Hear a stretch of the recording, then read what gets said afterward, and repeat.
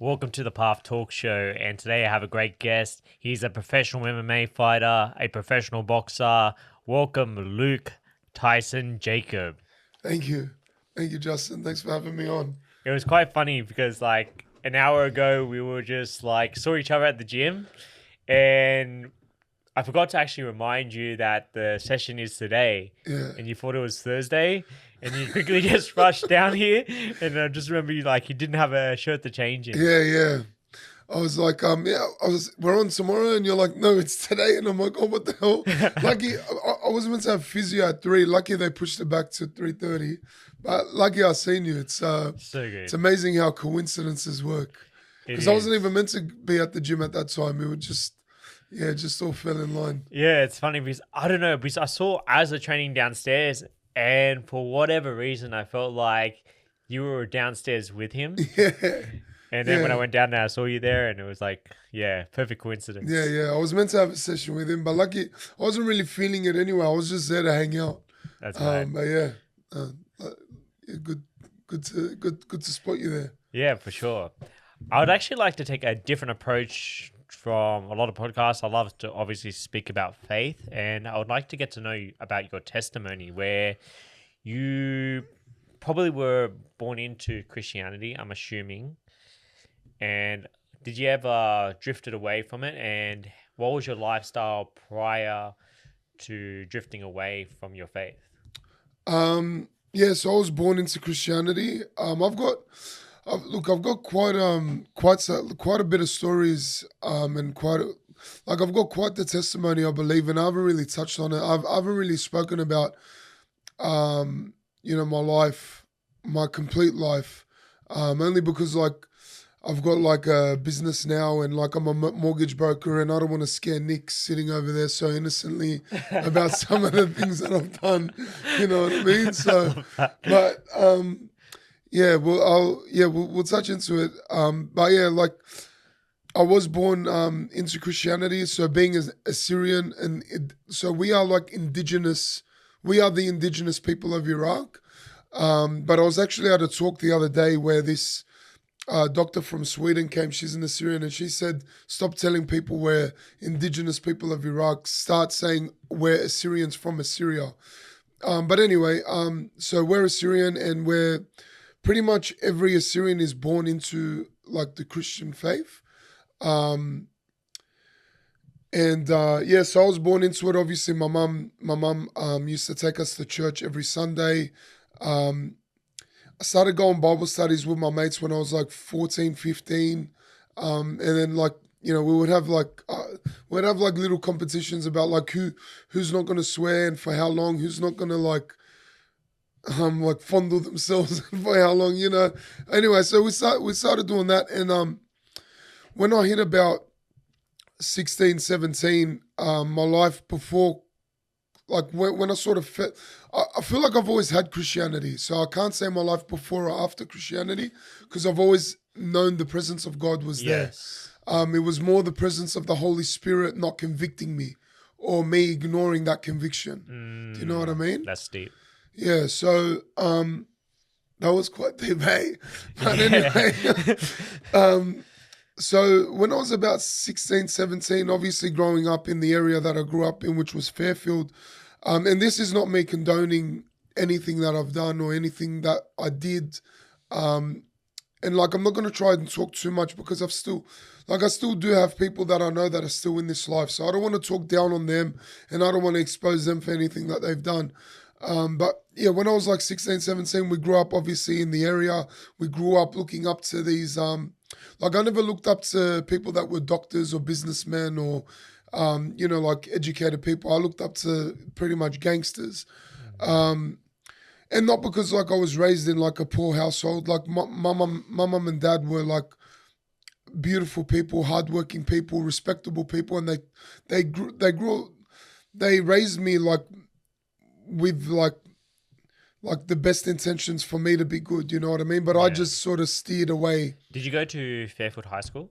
No, I went to Westfield Sports. Oh, Westwood Sports. Yeah. Wow, that's Yeah. incredible. Yeah. And I know because I went to Fairvale High School, and I know Fairfield was kind of the same. Where back then, I remember people used to get like small bags and they used to write Tupac on their bag. Yeah. Yeah. So I used to think I was Tupac. Oh, really? Don't lie, bro. It's so funny. I'm being serious. I used to love think that. like there was a photo of like an album, and I'm like, bro, I got his eyes. I'm Tupac reincarnated. I used to rap as well, and like I used to like try and sound exactly like him. You know what I mean? That's amazing. So yeah, I used to think I was him, to be honest. But anyway, yeah, no, we went to Westfields. I obviously knew a lot of people in Fairvale and a lot of people in Fairfield as well. Prairie, like, bro, when I was young, like, it's, even till now, like, I was always that guy that, like, I had my main group of friends, but I always mixed. Like, I knew everyone. You know what I mean? Yeah, that makes Yeah. sense. Yeah. So you grew up in the area. I never knew that. Yeah. So I went to Fairfield West and I went to Fairvale High School. Yeah. My Yeah. sister went to Fairfield West Public. Oh, wow. Yeah. That's amazing. Yeah. But I felt like for me, just because I have had wrestling growing up, it kind of drifted me away from the crowd Yeah. and kept me focused on just being an athlete. Yeah. But until 100%. I kind of drifted away from wrestling a little bit and I wanted to discover who I was as a person. And that's where my life started to get scattered. I started to drink. I used to party all the time. And I remember sometimes I used to go out to party and I know I used to feel this emptiness inside me. Like I wanted to tear up because I knew something was missing, Yeah.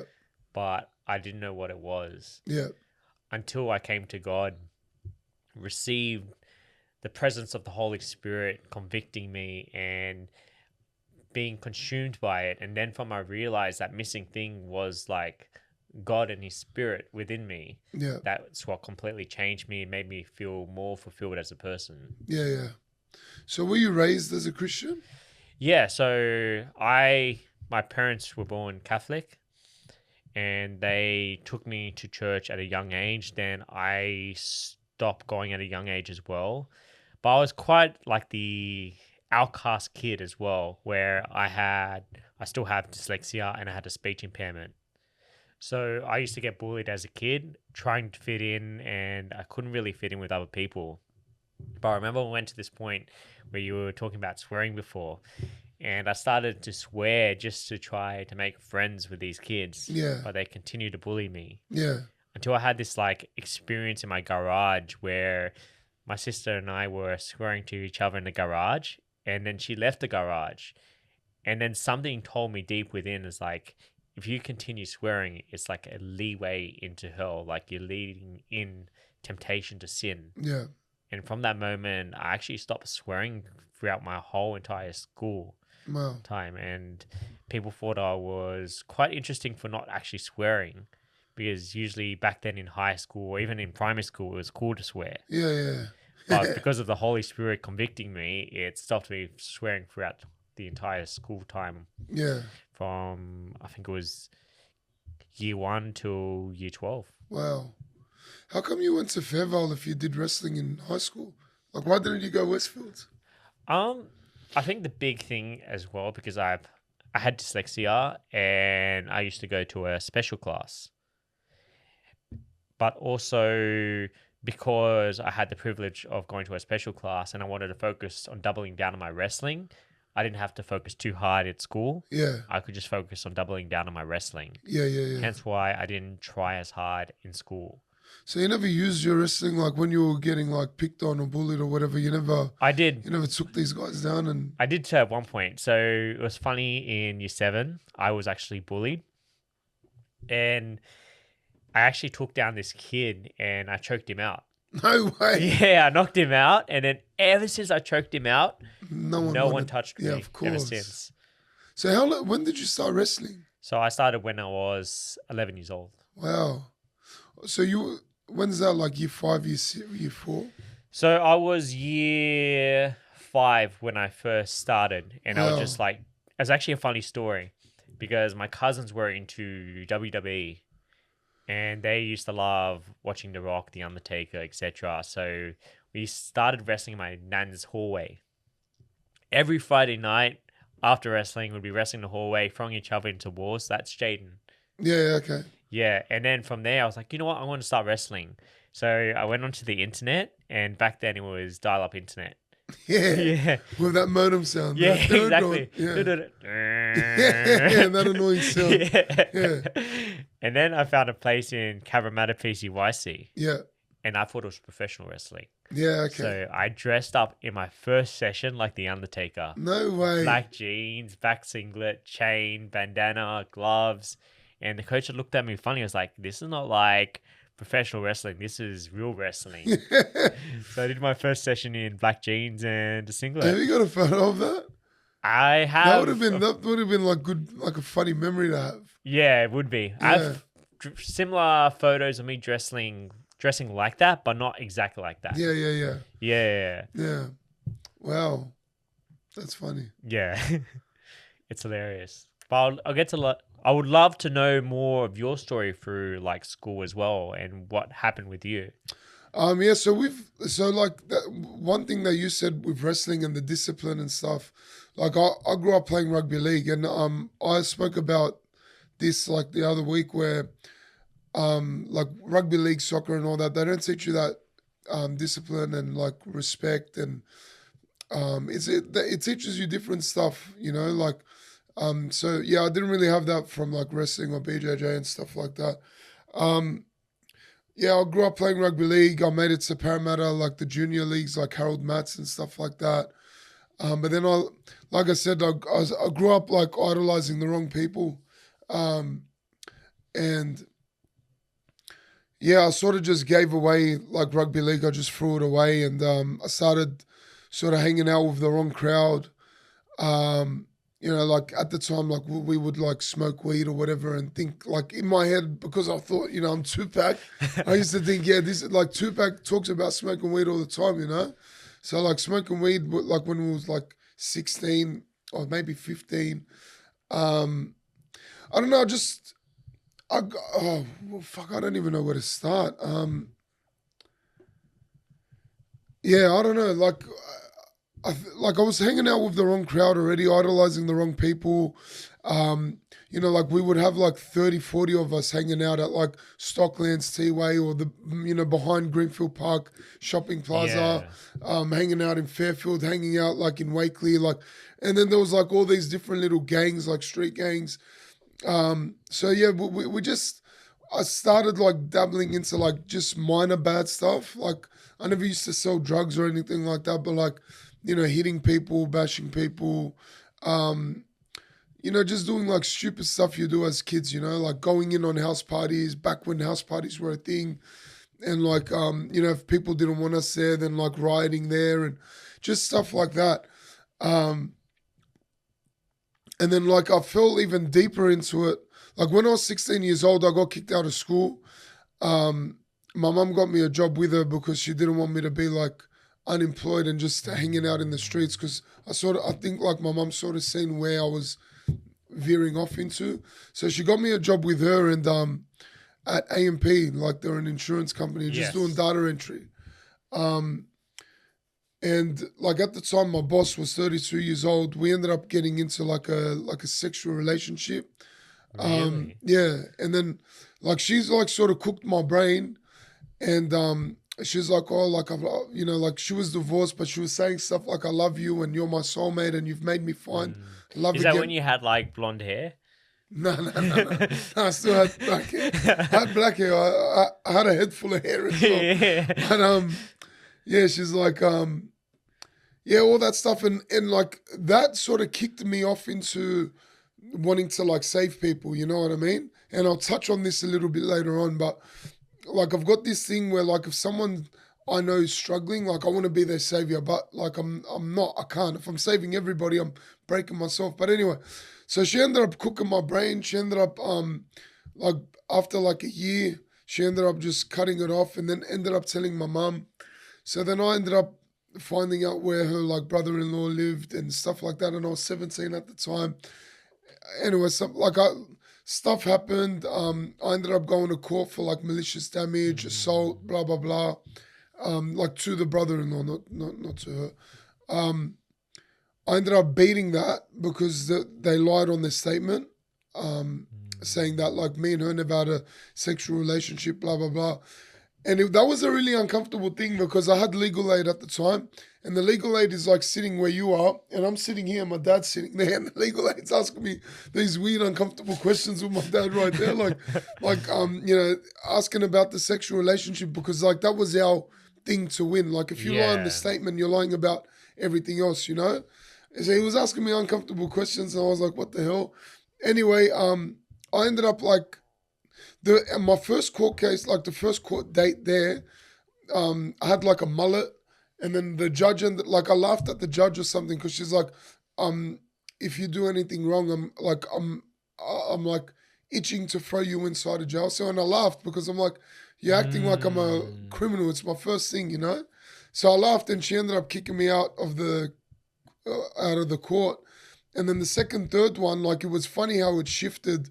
The second and the third ones, like she realized like that I had been manipulated and stuff. So anyway, I think now like that sort of cooked me where I've like tried to go and get healing because like I was 16, you know, like Yeah. and she was 32. Like I think it's just cooked my brain. But anyway, so um yeah, I ended up beating that. I ended up beating the malicious damage and the assault charges with that lady's brother-in-law. But then I went like fully hard into like, you know, like the gang culture. Like when I was 17 or 18 years old, um, I had two guns at home. And like I would like this is how cooked I was. Like I was proud of it where I was showing my sister, like, oh my God, look what I got. You know what I mean? And now thinking back, like it affects me like it upsets me that I did that and I exposed my sister to that, like to seeing that, because I'm like what like we weren't raised that Mm. way. Like what's so cool about like I was showing it to like be like cool, but it's not cool. You know what I mean? At all.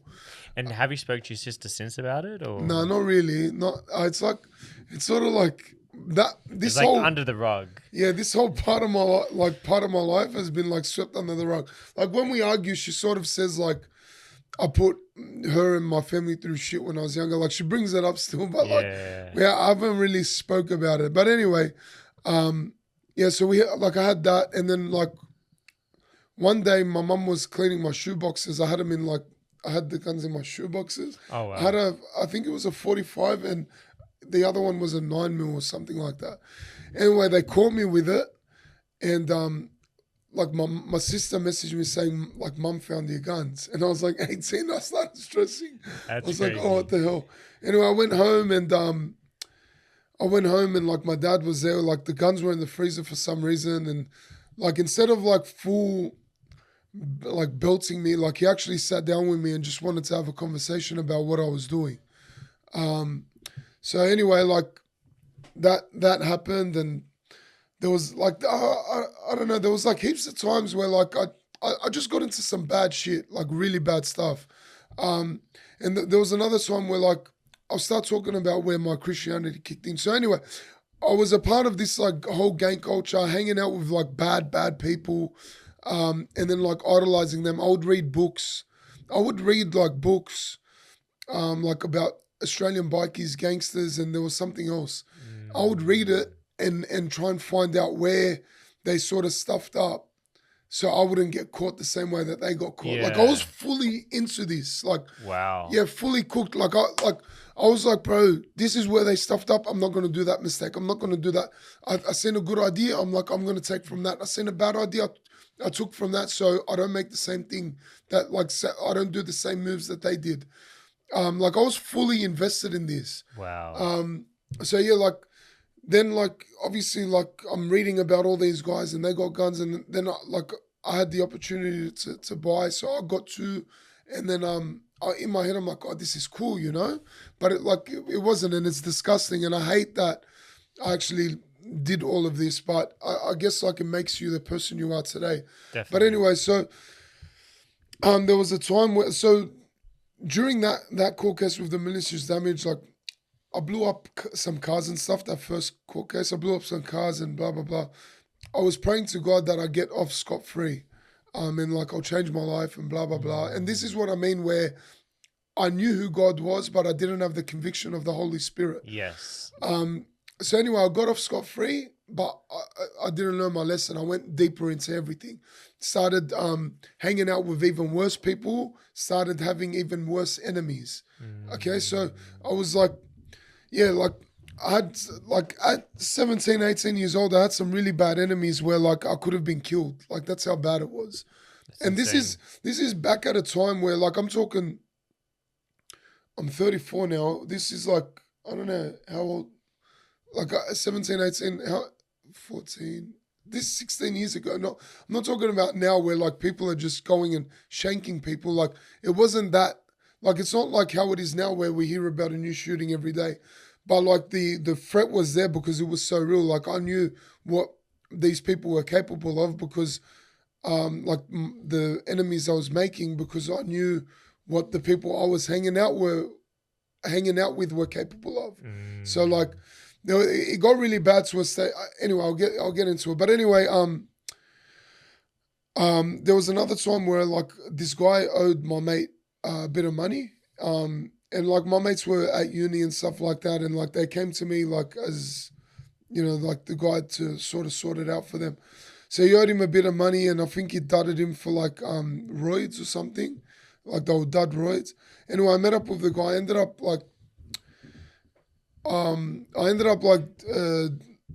like hitting him and stuff. Like we ended up getting into a fight. Me and him ended up getting into a fight. And it was under cameras. Wow. And I think the camera shows that maybe I threw the first punch, but I'm not too sure.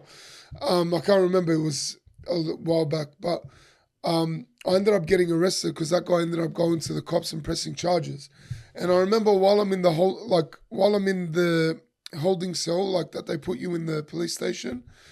For some reason, I still had my phone on me. They didn't take my phone off me. So I've got my phone. They offered me the half, back then, I don't know if they still do it, but half a Subway sandwich and a juice. Anyway, I didn't want to take nothing from them because I felt like I don't want to comply to cops. Yes. And I've got the phone and I'm messaging, like trying to hide it from them. But the lady that was there, the constable, whatever her name was, she was actually really nice. She even took me out to the back, let me have a cigarette. Oh, Like, wow. yeah, like it was weird. Anyway, I had my phone and I messaged the guys, like my mates from uni, because they were mutual mates. I told them to come down and I told them to write a statement that like I was hitting him in self-defense. Actually, I don't know if I should be saying this. 7 years ago. Yeah. If there's anything you want me to cut out, I can cut out. I don't know, but I don't know whether is there like a statute of limitations? It's more than 10 years. Yeah, you Should should. be fine. Yeah. All right. So anyway, I've messaged, and like they've ended up saying, yeah, he like that guy pushed him first or hit him in self-defense. I don't know. And while I'm in the holding cell, again, I'm praying to God, please let me out, because I knew in my heart that my life there was more to my life than what I was doing. Like I knew like I wanted to eventually have my own business. I knew the life that I wanted. You know what I mean? Like I was sort of like 1 foot in that life and then 1 foot out. So I had that inkling, and I knew like I couldn't have criminal records if I wanted to have that life that I was thinking of, So anyway, I'm praying to God and I'm saying, God, please, if you let me out of this, I promise you, I won't do any more bad stuff. I promise you, I'll fix my life up. Saying all these promises that you say to God when you're in a bad situation, The minute I got out scot-free, I'm like to my mates, I'm like, roll me up a joint. Let's have a celebratory joint. You know what I mean? Let's celebrate by having a joint. So again, straight into it. Then again, it got worse and worse and worse. It got like, I don't want to say everything we were doing, but like there were bad stuff. Like you can just imagine, like I'm talking about like being in holding cells, malicious damage, guns, blah, blah, blah. You can just imagine what life was, I had this mullet. I was probably the same size I am now, like maybe even bigger because I used to push like heaps of weights back then. I didn't like really care about fighting. But yeah, like I was just like this 18-year-old buffhead that like these older guys probably thought that they could take advantage, not take advantage of, because I loved it. I loved walking around shopping centers with these guys filled with tattoos, jewelry, this, that. And I'm like an 18-year-old kid with him, you know, following him, thinking like this is the coolest thing ever. Yeah. You know what I mean? So yeah, like I knew what I was doing. I knew what I was a part of, blah, blah, blah. But so anyway, it got worse and worse and worse. Now with these enemies that we had created, it got really bad to the point where like every day I was maybe up at like 2, 3 in the morning, 4 in the morning at my house. And like I'd be peeping out the window, making sure like no cars come to my house, because like you got to that stage where like people can be coming to your house now, you know what I mean? Yeah. Every time I would hear like two car doors slam, I'd be like, shit, that's it, they're here, they're gonna shoot up my house, blah blah blah. Like, and like I didn't care about me, but I cared about the position that I put my family in. Yes. Without telling them, you know what I mean? And I felt shit, bro, because like I said, I came from a loving family, loving household. Like we were very tight knit. My parents aren't about that life. Like, you know what I mean? They're just hardworking, honest people. And I just had that anxiety, like it was crippling, like thinking like, oh, like if they come, like what's going to happen? What room are they going to get first? And blah, blah, blah, like from outside, you know? So this was building up. Obviously still doing all my other bad stuff on the side, but then coming back home and then facing that reality of like, crap, like everything I'm doing there might be coming back Affecting here. back home. Exactly. To like not that my parents like knew what was going down, but like I knew, and I knew what I could potentially be bringing back home. Yes. So I was like 18. I was maybe like 18, maybe turning 19. Maybe I just turned 19. And in my head, I'm like, bro, I want to wipe my hands from these people, you know? Like, I want to just, like, go back to, like, the people I grew up with and just be a normal person, you know? And then, like, I was smoking weed with a couple of my mates. Like, even the normal ones would smoke weed. It was probably the in thing to do. But anyway, I'm smoking weed on a Saturday night one night. And I ended up, like, going back home at, like, 12 or 12:30. And I'm just kicking back, you know, like researching stuff like on the computer. And I started getting this massive anxiety attack, like feeling like I couldn't breathe. And like I was 19 at the time, I didn't know what anxiety was. I just thought, I can't breathe, I'm going to die. Wow. You know what I mean? So I'm there and I'm like, I'm trying to take this deep breath and it's not coming. Is it like, and I'm like, why can't I take this deep breath? Anyway, like it was like 3 or 3:30. I went and woke my dad up. My dad used to clean pubs at the time. Like he had it was like our side business. Yeah. I woke him up and I'm like, I can't breathe. And he's like, well, have you taken anything? I said, no, I just smoked weed. And he's like, you'll be fine. Anyway, I'm like, oh, can I come to work with you? I just wanted to take my mind off it, you know? Anyway, I ended up going to work with him and I think I ended up like maybe taking a breath or like, I don't know, something happened, but the fear of that coming back to me again, like lingered with me. Like it wasn't like, okay, it went away, life's all roses again. The fear of having that I can't breathe feeling, like just lingered over me. And I'm like, no, that's it. I've got to like fix my life up. So then I started going to church. You know that Marmari? Yes. So my cousins, my first cousin, which we grew up with, like they're his nieces, so that's their uncle. I started going to his church. I got him to pray over me, at the time, because we're family friends, and like I heard that one time he was in Jerusalem and he fainted and he seen Jesus and Mother Mary. I've heard the story briefly, like on social media. Yeah. So Yeah. that happened. That actually happened. Like my auntie was there, like she's seen it. And then apparently, like when he came to, like he had like a glow in his face and something in his eyes. I don't want to repeat the story because I don't know what I'll have to tell you a story afterwards Yeah. as well. Like, it was coming in the time when I was trying to figure out who Jesus was, or even just finding out what truth was. It was that time when I was trying to rediscover who I was as a person. So I started to pray every day, and I was reading both the Bible and the Quran. just to find what the truth was. And Yeah. obviously, with the Quran, they believe Jesus is a prophet, Yeah. but he's not the son of God. And where we believe he is the son of God. Yeah. And I remember I got to the point when I started going back to church and I prayed. I remember holding the rosary in my hand. If you are truly the son of God, let it be known. And I remember having this clear, vivid dream of a man sitting on a rock and his face was shining like the sun, but like a white light. It was like, it flashed like everything around him. Wow. It was like the most amazing thing. And I knew instantly that he was truly the son of God. Wow. Wow. Wait, that was a dream, or that was like you were awake in church? I know I was home. You know when you're trying to sleep but you can't sleep, and then from the get go was the first thing I saw, and I woke up. Wow. Yeah, it was insane. Wow. That's crazy. Yeah, See, I've never had that, but I sort of like, I don't know, like I feel like I want to ask for that, but then I feel like if it doesn't happen, is it going to make me doubt? You know what I mean? I get your point as well, and I think of it like, I don't know if you started watching The Chosen.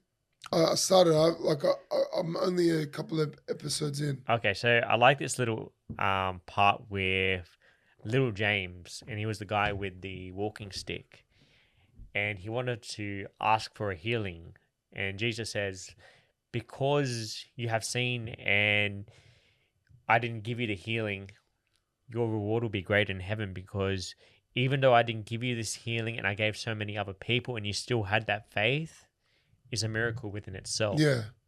And I think it's a big reward, even though you haven't seen, that you still believed. Yeah, yeah. And you still followed. Yeah. Yeah, I think it doesn't truly matter as long as you pick up your cross and follow the ways of Jesus. Yeah, yeah. And I was actually hearing, I think they were talking about that verse, but I was listening to a sermon and they said that like, a lot of people say, if God performs a miracle in my life, I'll believe in him.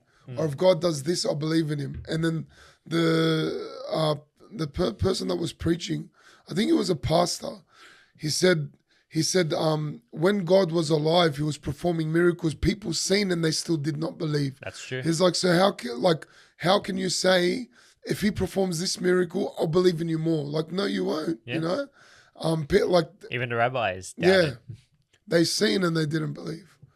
But isn't there's that saying, those who don't see, I don't know. There's a saying about not seeing and like their reward will be even, not seeing and still believing, their reward will be even greater in heaven. Yeah. Because we haven't seen. Like we haven't seen God here in the flesh walking with us like he did. I think it's around the same part of the sermon with like in Matthew, where blessed are the meek, as great as their reward is in heaven. Is around that like power verses, but I can't remember the exact Bible verse where it actually says. Yeah. But one of them kind of came back to me when you were speaking about anxiety.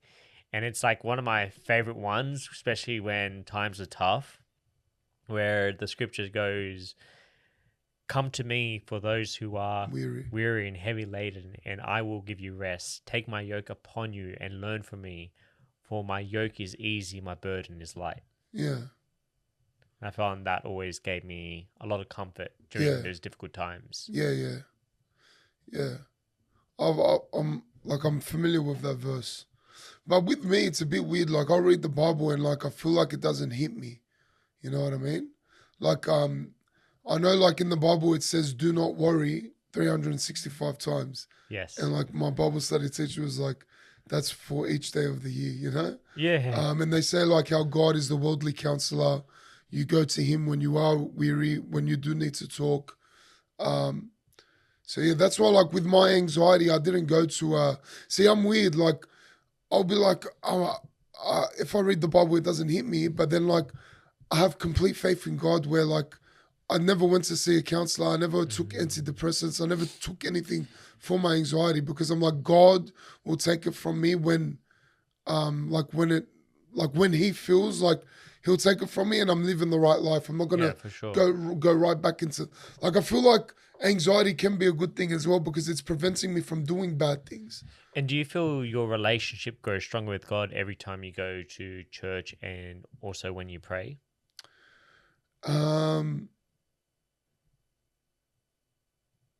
Well, yeah, obviously, it's like a relationship, like mine and your relationship. The more me and you speak, the closer we are going to get together. The more our bond will grow. You know. So obviously, the more you pray to God, the more you talk to God, and like I feel like prayer needs to be more like a conversation with God. I agree. You need to talk to Him because He wants you to talk to Him, not like, God, do this for me. God, do that for me. Oh, okay, and forgive me for these sins as well. All right, I'll see you tomorrow. Like, there needs to be a conversation. Like, no relationship will grow. No relationship can be formed just off the back of orders and like just checkpoints. You know, like there needs to be substance in the conversation. Like, you need to actually go to God with all of your heart and talk to Him for you to see real change. I completely agree. And a lot of people don't realize the importance of that authentic relationship and being completely vulnerable with Him. And I always reflect on this where I think people are scared to speak about certain topics with God. And it's like they're trying to hide it from Him, but He's Yeah. all knowing and He Exactly. knows exactly what's happening. And I just think to myself, why not just share it? Like, He's like the only one that has seen it all in your life. Yeah, 100%. Like, God knows what you're struggling with. He's seen it. He's all knowing. He's everywhere. Yeah. Yeah. So, no, I talk to God about a lot of things, and then even now recently, like I don't want to say what I was doing, but obviously, like I saw. So what happened is, like, I started going to church. I grew like really close to God. I feel like I had a really good relationship with God. And I knew that because I was getting condemned by the Holy Spirit, and I felt that conviction. Like, for example, if I would swear, I would feel that conviction. If I would like steer away or like just do something, I felt that. But then I feel like I sort of fell off because I started placing expectations on people rather than on Christ. So then every time a person would let me down, I would feel like I felt like that hindered my relationship with God. When if I didn't have those expectations of people, like nothing would have been hindered, you know? And then, so that sort of like started the damage. And then my dad ended up having cancer and ended up passing away within Sorry like to hear that. no, that's right, within a month. So then I like that completely steered me away from the church altogether. Like, I started going back into drinking. I started doing a lot of drugs, like just trying to escape that, you know? And then, yeah, like, I don't know, just recently, like there's so much, like so many different layers to my life. But anyway, just recently I was praying for something and I'm like, how can I expect God to hear my prayers or answer my prayers if I'm knowingly doing wrong and like causing harm to other people around me by doing what I'm doing, you know what I mean? So yeah, like, I don't know why I just mentioned that, but yeah. That's so good. Yeah. I don't know appreciate you being vulnerable and just sharing everything with me. and Oh to- yeah, the vulnerability Yeah, of talking yeah. to God. Yeah, so like I knew what I was doing, and obviously I'm going to talk to God about it because God knows what I'm doing. You know, so He knows every. It says in the Bible, He knows every Every strand of strand your of hair. hair. Yeah. So if He knows every strand on my, well, there's not many left here right now, but if He knows any strand, if He knows every single strand of hair that's on my head, He knows what I'm struggling with. He knows what I'm doing, Yes. whether I'm doing it in the dark or I'm doing it in the light. He knows. 100%. Yeah. That's amazing. And how is your relationship with God now? That I see you every time you post stories that you're at church, you're praying, and you mostly go to the one in Harris Park I go everywhere. and Wetherill Park as well. Yeah, I go everywhere. I Yeah. go Our Lady of Lebanon. I go to my church, Assyrian Church of the East. I go to, like, I even go to like I don't know what they are, like whether they're evangelicals or like Baptist or whatever, born agains. Yeah. But I started going get there because like the pastor there, he's got like he's really in depth with his sermons. I'm in the same boat as you. Like, I tend to also go to like born again Christian churches because how much they're in depth with their biblical knowledge and their talks. Yeah. So, Yeah. but like, I'll never like. Some people might think they're a little bit culty, but like, I told one of my friends there, like, I'm never gonna re-baptize myself. Like, I believe in the apostolic teachings. Yes. Like, you can't tell me tradition that stems all the way from like Saint Thomas or Saint Peter, whoever started the apostolic faith. You can't tell me like that's wrong now, and like, your way is right. But like, Yeah. so I think the big problem is a lot of them are against infant baptisms, what I realized. Yeah. And they believe you have to get baptized when you're ready to consent to be baptized. yeah, or like when you're knowing. When you're knowing of it. Yeah. Yeah. Yeah. I don't know. Like, see, like, I don't know too much about that. But at the end of the day, I don't really care. Like, you can be Baptist, you can be Catholic, you can be Orthodox, you can be Greek Orthodox.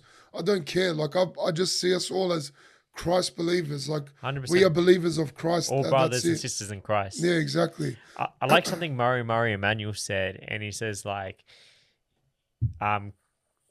Jesus didn't say Catholic is the way. He didn't say Orthodox is the way or Protestant, but Jesus is the way, the truth, and the life. Yes. Yeah, 100%. Yeah, I've seen that clip too. Yes. Yeah. Yeah, no, and that's true. Like, so that's why, like, I'll go and I'll learn there. Wherever touches my heart, wherever I feel like I can go, I'll go.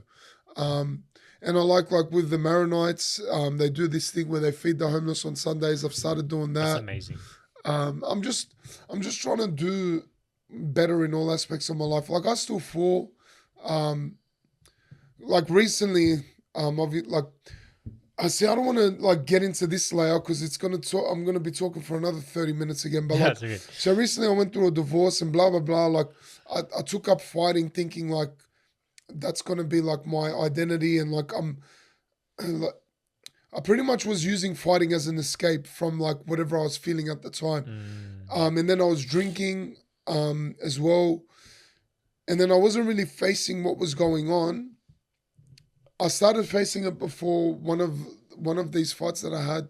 I started thinking like I was getting anxiety again, but because of the diet. Yeah. But I feel like now, like as like I'm like more knowing of what happened.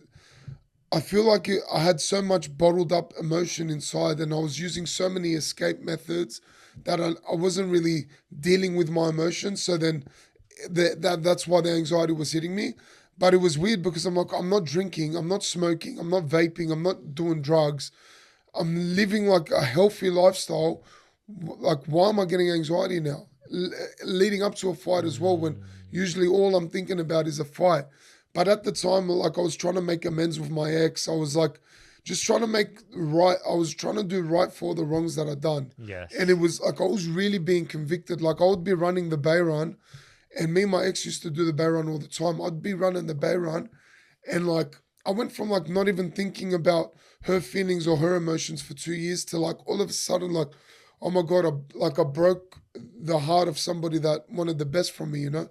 I'd be running the Bay Run and then I'd be bawling my eyes out while I'm running it.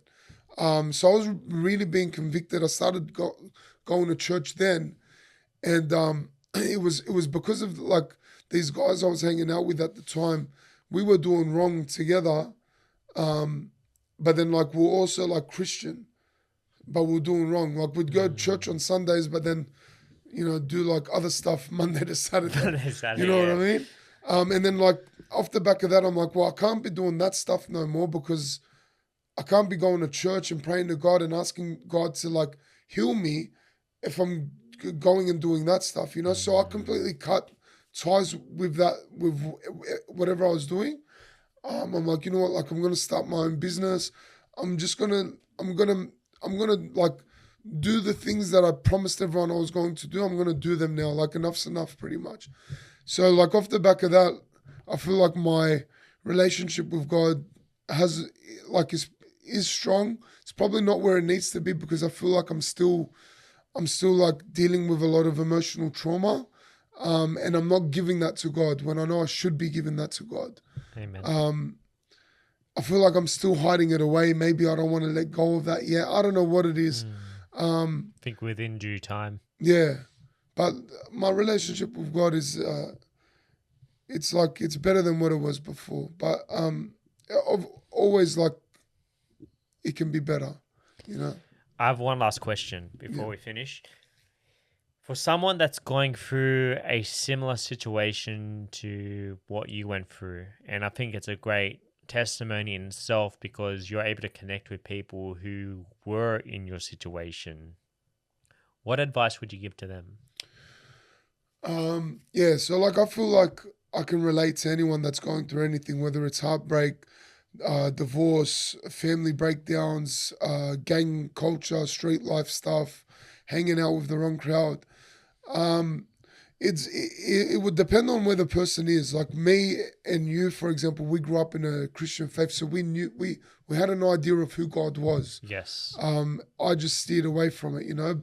So it just depends. But like my advice is for anyone that's listening, whether you know or don't know God, maybe like pick up the Bible, read something in the Bible. Like it's funny, like if you just open up the Bible to any page, so like it's so funny, 9 times out of 10, you'll be reading something that like is literally similar to what's going on in your life at that time.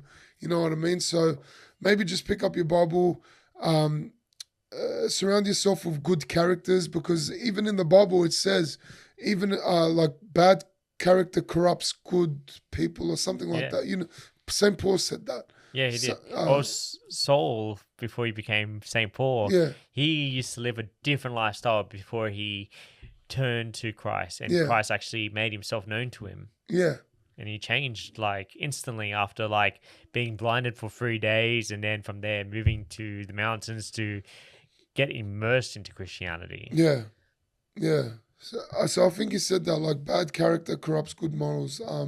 But yeah, maybe just like surround yourself with good people, and like the decisions you make today will ripple in eternity. I think I got that from a movie. But like whatever you do today, it will affect you in years to come. Like what you might be thinking right now, I don't care about in 5 years' time. I guarantee you it will. I've got friends that have done really, really bad things. Like I would say I was here as a gangster.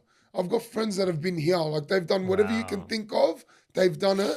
They've come to God, and God has like given them this conviction that like they can't live with themselves pretty much. Like it gets to that, like they can't live with themselves knowing what they've done. That's so they're like completely, He can transform anybody. yeah. And like they still have to deal with the guilt of what they've done from back then where they didn't care. So the decisions that you make today will it will, like whether you think it's not going to matter in 5-10 years time, it will. Whether you get done for it, whether you don't get done for it, your soul will convict you sooner rather than later. And that's 100% fact. Or not fact, but I guarantee it. Definitely. 100%. Well, praise the Lord. And I just want to thank you again for coming down and sharing your testimony. Thank you, brother. Thanks for having me on. No problems. And we're off.